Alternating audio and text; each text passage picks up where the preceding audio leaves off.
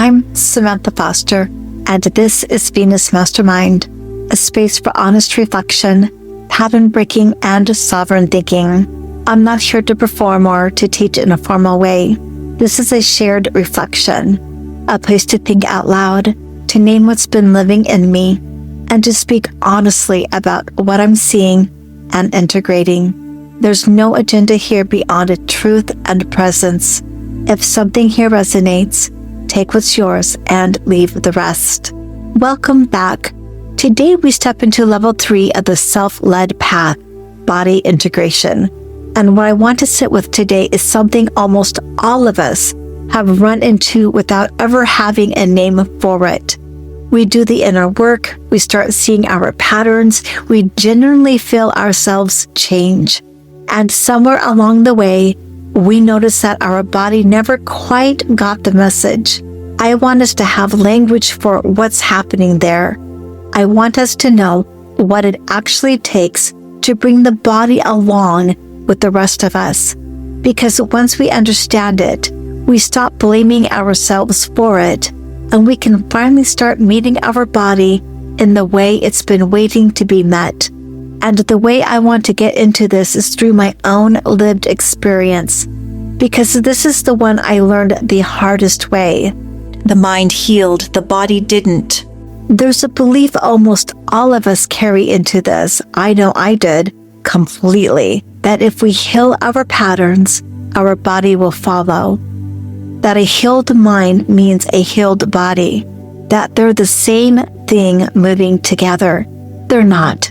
And once we can see that they're not, so much else starts to make sense. Because our healing is real. The part is true for all of us who's done the work. The triggers quieter than they used to be, the disapproval not landing the way it once did, the patterns we can finally see and name. None of that is imagined. None of that is wasted. We really have changed. And underneath all of it, our body can still be in it, still bracing, still pushing out stress chemistry like a threat is in the room when nothing is in the room, still showing up in our sleep, our energy, our skin, our weight, our immune system, our joints. Our mind has moved on. Our body hasn't gotten the message, and it carries that the whole time, sending up signals we keep reading as something else or not reading at all, until it can't make itself small enough to be ignored anymore. Maybe we recognize it as the chronic exhaustion we can't explain to anyone, even on the days we technically slept. The shingles that arrived in our 30s, when shingles wasn't supposed to happen yet. The autoimmune diagnosis nobody can quite pin down to a cause. The weight that won't move no matter what we try. The hair that started coming out. The inflammation that flares up for no reason anyone can find. The way we keep catching every cold that goes around. The arthritis, the psoriasis, the IBS, the migraines, the chest that grips for no reason. The sleep that doesn't restore us, no matter how many hours we get.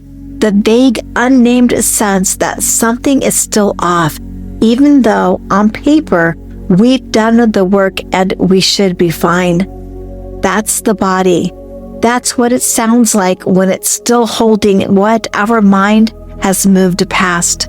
It's not always loud. It's not always dramatic. Sometimes it's just tired for years in a way nobody can fix and nothing quite explains. And if any of that lands, I just want us to know this. That is not us failing the work. That is the exact thing. The mind got there. The body didn't yet. And it doesn't mean we never really healed. It means there's a whole second layer of healing the world barely taught us how to name. Because this part isn't mental. It's physical. The body heals on its own terms, in its own language, on a completely separate track from anything we do in our heads. And we're not going to think our way through it. no matter how clear our thinking gets. I learned that the hardest way it could have been learned.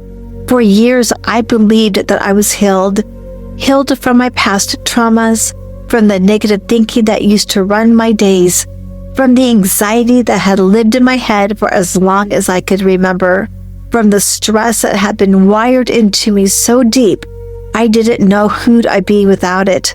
The triggers that used to hijack me had gone quiet. Someone could disapprove of me and I could stay with my own knowing. And the heat that used to reverse my best decisions just didn't grab me in the way it had for most of my life. By everything I knew how to look at, I was well. And in my mind, I was generally fine. And then my body had a stroke from stress, from all the years that came before it, from a body that had been carrying something underneath all of that calm the whole time, something that none of the healing I had done had ever once reached. That was my body's loudest possible voice, the version of it most of us never get to, because our bodies find a quieter way to tell us first, in the exhaustion, in the diagnosis, in the symptom that won't go away, in the tension that won't lift. My body had been speaking in those quieter languages for years, and I had been so sure I was fine that I had stopped listening. So eventually it had to say it in a way I couldn't miss, and that stopped me cold, because I had genuinely believed I was done. I wasn't living in survival anymore, not in my mind, and yet my body was still in it, still bracing, still keeping a score I was so sure I had already settled. If I had healed, why was my body still carrying it? And the deeper question underneath that one, the one I think a lot of us are quietly asking, even if we've never put it into words, if our body is still struggling, still tired, still inflamed, still sick, still bracing, does that mean we never really heal at all? No, it doesn't mean that. And the rest of this conversation is about why. And before anything else, the blame has to come off, because almost all of us carry that first.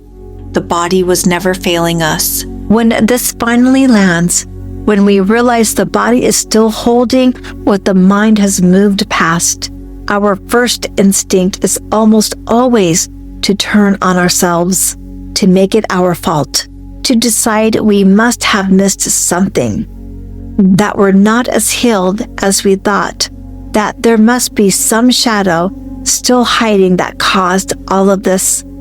I did this. I think most of us do. We've poured years into becoming well, and when our body still struggles, we turn it into evidence against ourselves. We decide we're doing it wrong. We didn't try hard enough. Everyone else figured out something we couldn't. We take the one place we've worked hardest and we make it the proof that we're failing. No, that's not what's happening for me or for any of us.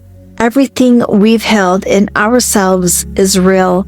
It does exactly what it's meant to do. It gives us our knowing back. It quiets the heat that used to run us. None of it is wasted, and none of it is wrong. It just was never going to reach our body on its own, because the body doesn't heal the way the mind heals. We can't think a nervous system into safety. We can't insight our way out of years of bracing. The body learned what it learned through living it over and over, and that's the only way it lets go of it too, through living something new over and over. And the body doesn't come back by being pushed. That was the hardest piece for me, and I think for most of us, because pushing through is what we know. Pushing through is what got me here. The body doesn't heal on top of survival. It heals after we've finally given it enough safety to come out of survival. So if the body needs safety, not force, what does healing it actually look like? Because that's the question I was left holding, and it's the question most of us land in eventually. The body learns through safety. It comes down to one thing. The body heals through safe repetition without overwhelm. That's it. Not forcing, not avoiding, not projectivity. The same experience lived again and again, gently enough that the body gets to feel it as safe instead of as threat. And once I saw it, I started seeing it everywhere. The first place was physical therapy, because after a stroke, a body can't be forced back. It doesn't work that way. We come up to the edge of what the body can do, just the edge, and then it rests. And the next day, we come back and do it again. The healing isn't in how hard we push. It's in the repeating. It's in the body slowly learning one more time than yesterday that it's okay.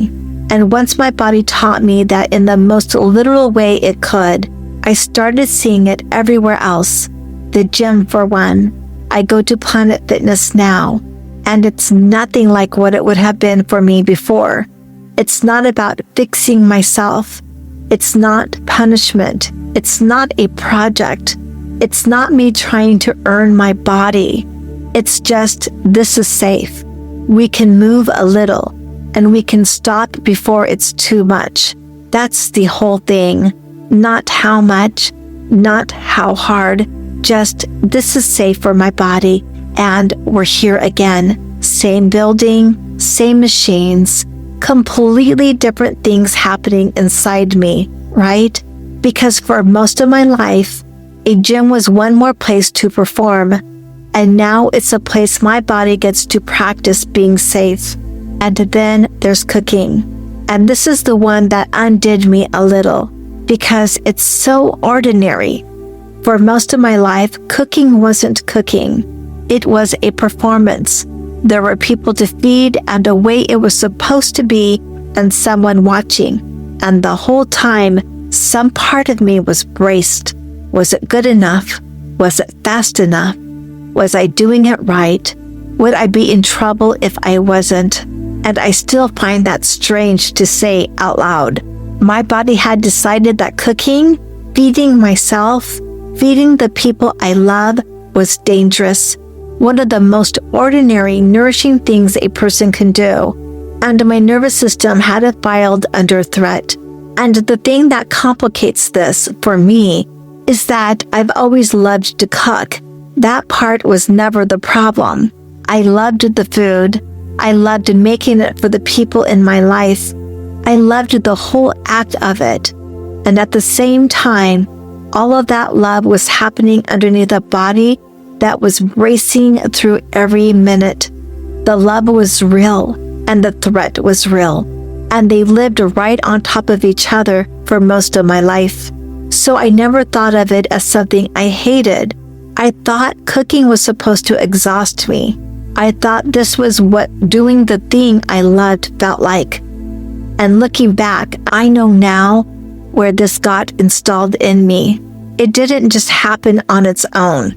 For me, it came from being born into a family with narcissistic behavior in it.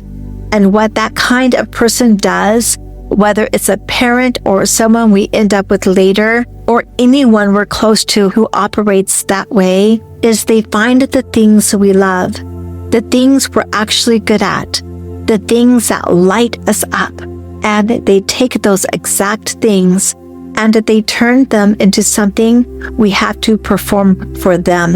And then they make sure we get it wrong. So slowly, deliberately, the thing we loved becomes the thing we get punished for loving, until our body decides that loving it is dangerous, that being good at it is dangerous, that it's safer to brace through it than to enjoy it. And I name that because if any of us came up around a person like that, or lived with one, or worked for one, there are probably whole parts of who we are that we've had a strange, complicated relationship with for years, and we never knew why. The thing we used to love that we can't enjoy anymore. The talent that exhausts us instead of feeding us. The part that we're actually gifted in that we quietly avoided for a decade. That was done to us. It wasn't a flaw in us. Somebody took what was ours and made it into something it was never supposed to be. And I wonder if we all have one of these. Something we genuinely love that for some reason cost us more than it should. Maybe it's making something we care about and feeling weirdly drained by the time it's done. Maybe it's having the people we love over and noticing that we're wrung out before they even arrive. Maybe it's a creative thing we've always loved that somehow we never quite enjoy in the moment. Or maybe it's the other version, an ordinary task that should be nothing, and instead it sits in our chest for a week before we get to it. Either way, we've probably each got a thing where our body has been bracing the whole time, and we just thought that was the cost of doing the thing, never once realizing our nervous system had filed it under danger a long time ago, no matter how much of us loved it. So now I cook slow.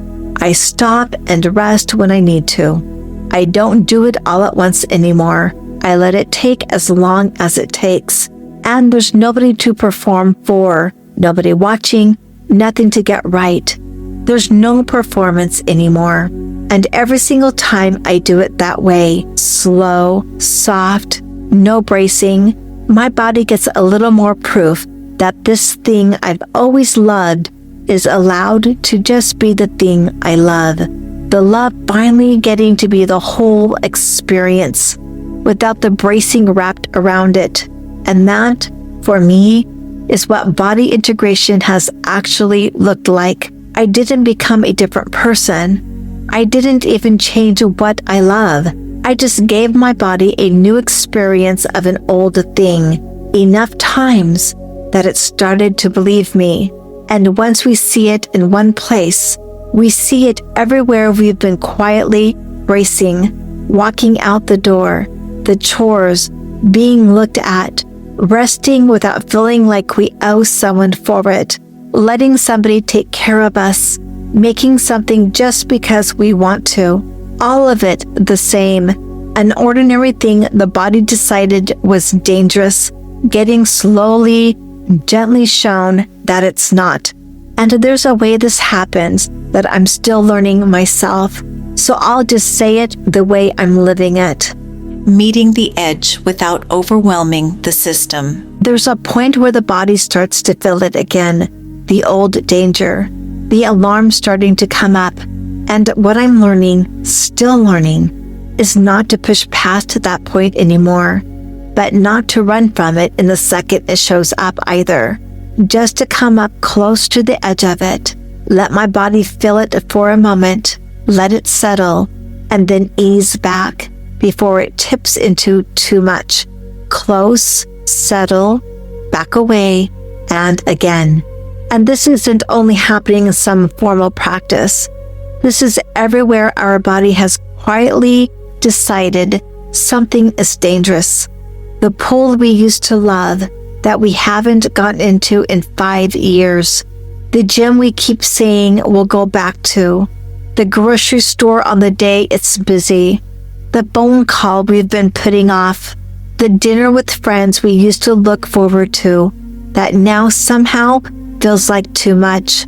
Every one of those is a place our body is bracing, and every one of them is a place we can give it a new experience of the same thing, slowly, with no pressure, with permission to leave the moment it's too much. We go to the pool, but we don't swim laps. We put our feet in the water. Maybe next week we get in up to our waist. We go to the grocery store at the quiet hour. We say yes to coffee with one friend, not dinner with 6. We do the thing, but we do it small. We do it gentle. We do it in a way our body can actually hold. because what we're doing isn't the thing. What we're doing is physically showing our body that the thing is safe now. That's a different project than the one we used to be running. It's a brand new pattern, a brand new regulated system. We are literally giving our nervous system a new place of information, and the only way it lands is in the body, one small experience at a time. My body going danger, danger, danger, and me slowly showing it that it's safe, that we're not trapped, that nobody's attacking us, that we can always, always come back down. We don't heal a frightened thing by forcing it. We all know that somewhere. We heal it by letting it feel safe with us over and over until it believes us. The body's no different. Mine wasn't. And there's something I want to name before we leave this, because it's the part most of these conversations skip past. All of this, the gentle returning, the new experience, the body learning safety, it's incredibly hard and sometimes almost impossible, while some of us are still inside something that is actually unsafe. Some of us are still in a home or a marriage or a job or a family system that we can't leave yet. Some of us are still around the person whose presence first taught our body to brace. And while we're in that, our body isn't malfunctioning when it keeps producing cortisol. It's responding correctly to what's actually still happening to us. The bracing isn't a glitch in the system. It's the system doing exactly what it was built to do in conditions that still call for it. And I want us to know that. I want us to know that if our body is still on high alert and we're still in a place where high alert makes sense, our body isn't the problem. Our body is telling the truth. And the work in that situation isn't to override it. The work is whatever small piece of safety we can build inside ourselves, even there, while we wait for the rest to become possible. And the longer I've sat with all of this, the slow returning, the small new experiences, the long stretches when our circumstances haven't caught up to where we want them yet, the more my whole idea of what regulation even is has had to change. Regulation is learning the way back. I used to think regulation meant being calm all the time, that if I'd really healed, I'd never get activated again, that a settled body was the proof. That's not it. That's just bracing with a nicer name on it.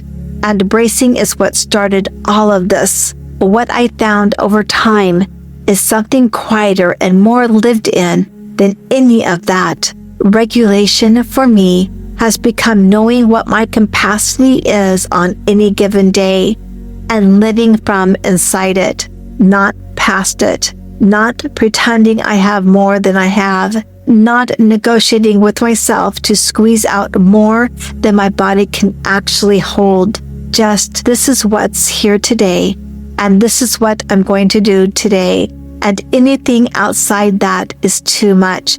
And the answer is no. And the example I keep coming back to is so ordinary, it almost feels silly to say it out loud. But it's the truest version of this I can offer. On a day I have physical therapy, that's the thing my body has capacity for. So I'm not going to physical therapy and then the gym. I'm not going to physical therapy and then grocery shopping. I'm not even cooking the same kind of meal I would on a day without physical therapy. On PT days, dinner is simple, something light, something my body can actually make in the capacity that's left. And I'm not anxious about that. I'm not apologizing for it.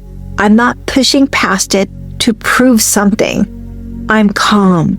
I'm at peace with it. And that right there, that is the most regulated I have ever been in my entire life. And what I think regulation actually has been for me all along is this. It's not pushing past my body's capacity on any given day. It's living inside it. It's the meal I choose, the plans I don't make, the yes I say, the no I say easily without explanation, and the peace I feel doing all of that. Because there's no one I'm performing for anymore, including myself. It is such a good way to live. It is so much quieter than I ever imagined a life could be. And it's what I most wish in my whole heart for every single person listening to this.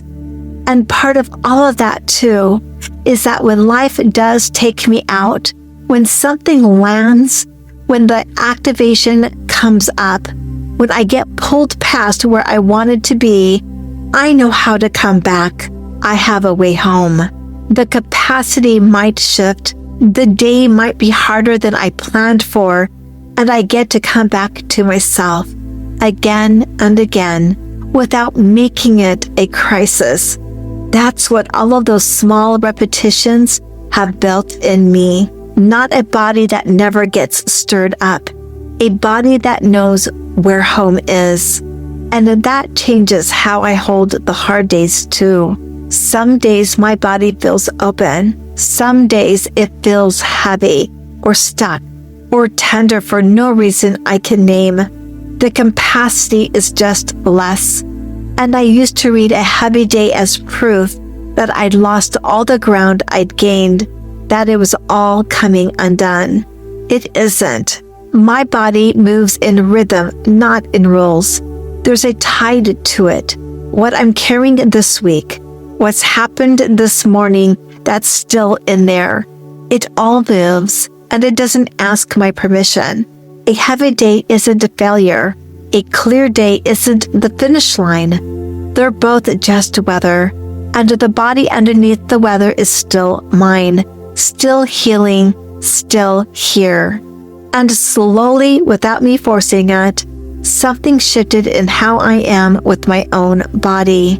From managing the body to living from it. Most of us have spent our entire lives managing our bodies, trying to get them to look a certain way, perform a certain way.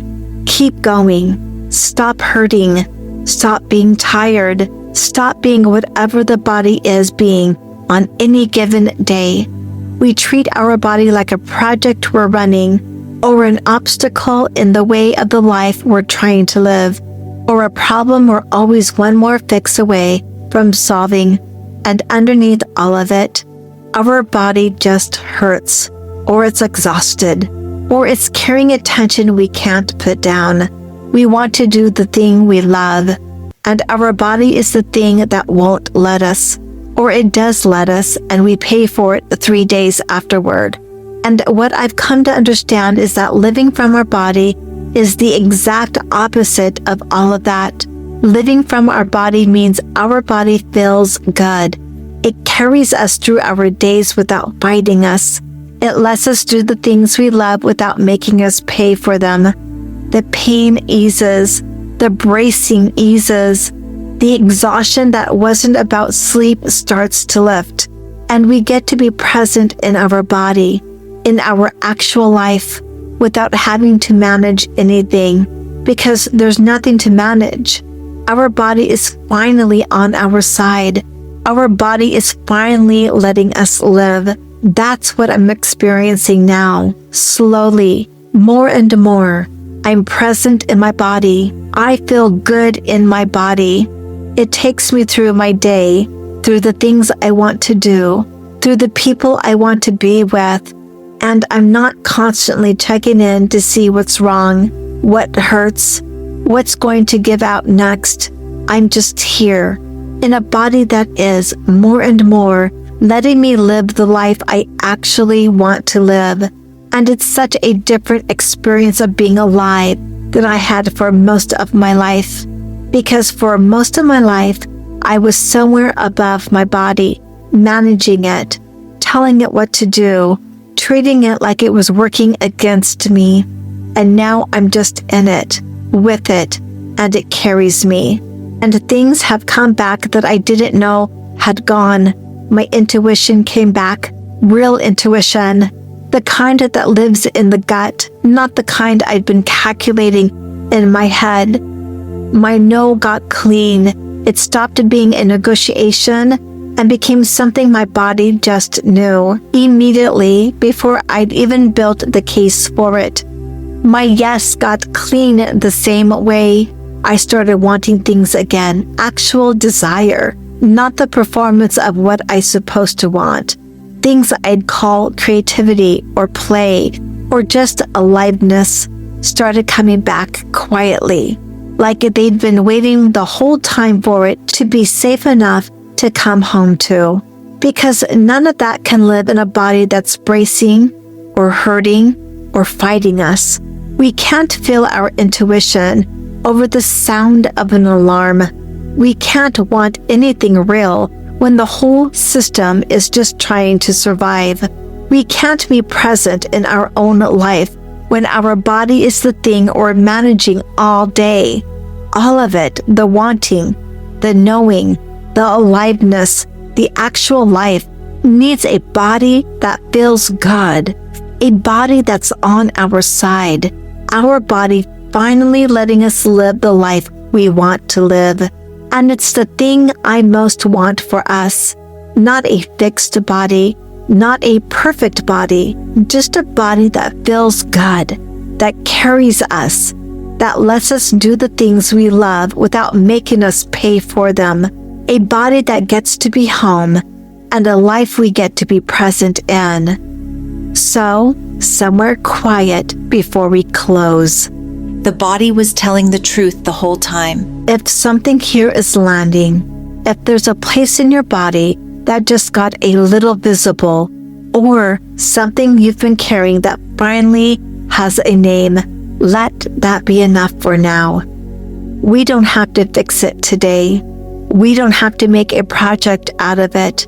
My body has never once gotten better from being turned into a project. We just let ourselves notice, because the noticing is where it starts. The body that's been carrying something alone for years, the moment we notice it, it's not alone with it anymore. My body waited for me the whole time. Through every version of myself I performed, through everything I pushed through, and it didn't wait quietly. It told me. It complained in every way it knew how. The tiredness, the tension, the things that didn't make sense. Then the illness, then finally the stroke.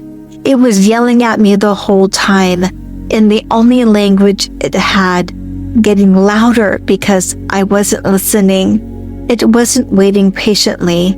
It was begging me to turn around, and eventually it had to scream loud enough that I couldn't do anything but stop. And that's where we are, turning around, not all at once, not perfectly, just turning, the way a body, given enough time and enough safety, slowly remembers it's allowed to rest. The body was never the problem. It was the only one telling the truth. And maybe that's where this level has really been landing the whole time. Becoming safe enough to become ourselves. Not just toward healing, toward inhabiting ourselves again. Because for most of my life, I wasn't living from my body.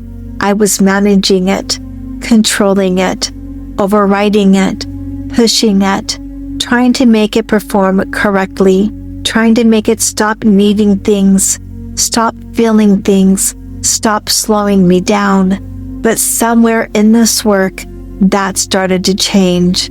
My body stopped being something I manage and became the place I live from.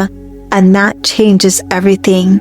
Because when we're finally inside ourselves again, when the body no longer has to spend all its energy bracing, surviving, performing, protecting, something else starts emerging underneath all of that noise. Preference, desire, truth, instinct, creativity, identity, not the identity we built to survive, the one underneath it. And that's where this path starts moving next.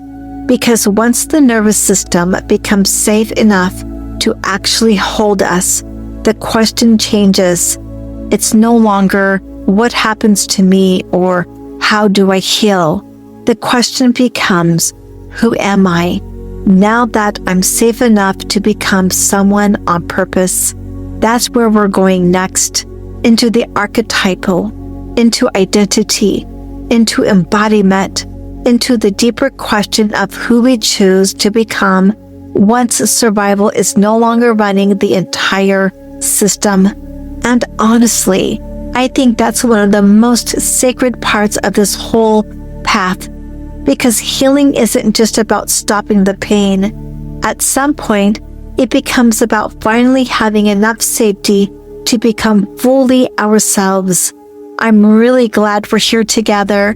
I'll see us in the next one. I'm going to pause here and let this land. If something in this resonated, you don't need to do anything with it. Just sit with it and notice what continues to unfold. Thank you for listening and for being here with me.